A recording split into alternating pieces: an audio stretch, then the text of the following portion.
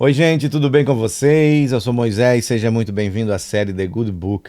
Estamos muito felizes por ter você aqui em nosso canal. Você que curte, comenta, compartilha, que nos dá o feedback de como que o nosso conteúdo tem chegado até você. Muito obrigado. A você que ainda não é inscrito, por favor, clica ali no botão de inscrever-se, ative as notificações, compartilhe, comente, mande para frente esse nosso conteúdo, todo o conteúdo que a gente produz aqui no canal, tá bom? É muito bom porque gera engajamento e mais visibilidade dentro da plataforma. Que Deus te abençoe, abençoe a tua casa, a tua vida e também a sua família. Lembrando que nós estamos nas plataformas de áudio Apple Podcast e também no Spotify.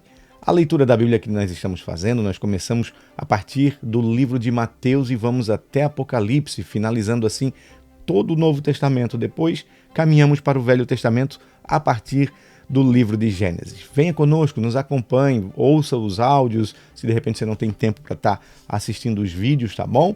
Mas acompanhe conosco todos os dias um capítulo novo da Bíblia. E nós já estamos no segundo livro do Novo Testamento, que é o livro de Marcos.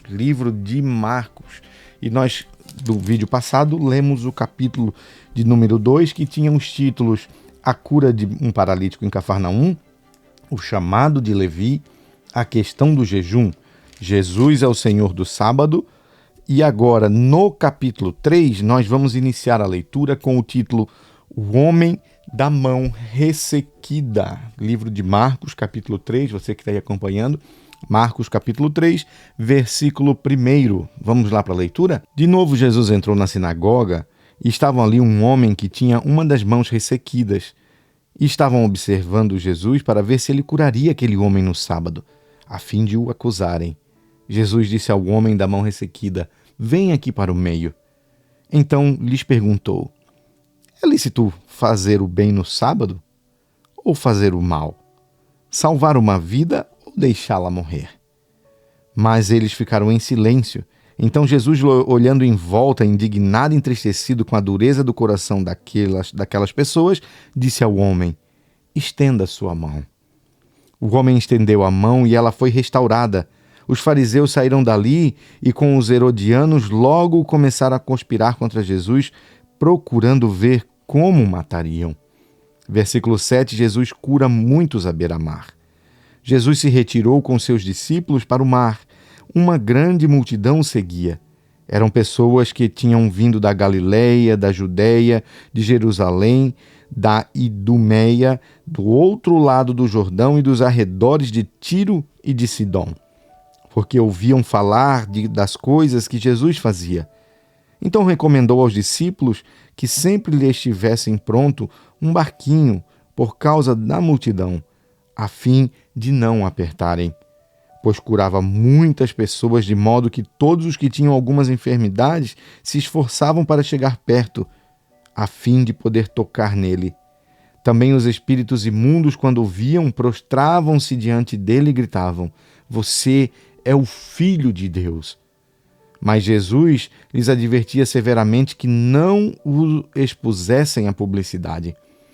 Versículo 13, os 12 apóstolos. Depois Jesus subiu ao monte e chamou os que ele quis, e vieram para junto dele. Então designou 12, ao quais chamou de apóstolos, para estarem com ele, para os enviar e pregar, e a exercer a autoridade de expulsar demônios. Eis os 12 que designou: Simão, a quem acrescentou o nome de Pedro, Tiago, filho de Zebedeu, e João, irmão de Tiago, aos quais deu o nome de Boanerges, que quer dizer filhos do trovão, André, Filipe, Bartolomeu, Mateus e Tomé, Tiago, filho de Alfeu, Tadeu, Simão, o Zelote, e Judas Iscariotes, que foi quem o traiu. Versículo 20, Jesus e Beelzebu. Então Jesus foi para casa e outra vez se ajuntou uma multidão de tal modo que nem podiam comer. E quando os parentes de Jesus ouviram isto, saíram para prendê-lo, porque diziam: Está fora de si. Os escribas que tinham vindo de Jerusalém diziam: Ele está possuído de Beelzebu, Ele expulsa os demônios pelo poder do maioral dos demônios. Então, convocando-os, Jesus lhes disse por meio de parábolas: Como pode Satanás expulsar a Satanás? Se um reino estiver dividido contra si, tal reino não pode subsistir. Se uma casa estiver dividida contra si mesma, tal casa não poderá subsistir. Se Satanás se levantou contra si mesmo e está dividido, não pode subsistir e é o seu fim. Ninguém pode entrar na casa do valente para roubar-lhe os bens, sem primeiro amarrá-lo, e só então saqueará a casa dele. Em verdade lhes digo que tudo será perdoado aos filhos dos homens, os pecados e as blasfêmias que proferirem, mas aquele que blasfemar contra o Espírito Santo nunca terá perdão, visto que é réu de pecado eterno. Jesus disse isto porque diziam: está possuído de um espírito imundo. Versículo 31, a mãe e os irmãos de Jesus. Nisto chegaram a mãe e os irmãos de Jesus e, tendo ficado ao lado de fora, mandaram chamá-lo. Muita gente estava sentada ao redor de Jesus e alguns lhes disseram: Olhe, a sua mãe, os seus irmãos e as suas irmãs estão lá fora procurando o Senhor. Então Jesus perguntou: Quem é a mãe e quem são os meus irmãos? E olhando em volta para os que estavam sentados ao seu redor, disse: Eis minha mãe e meus irmãos. Portanto, aquele que fizer a vontade de Deus, este é meu irmão, minha irmã e minha mãe.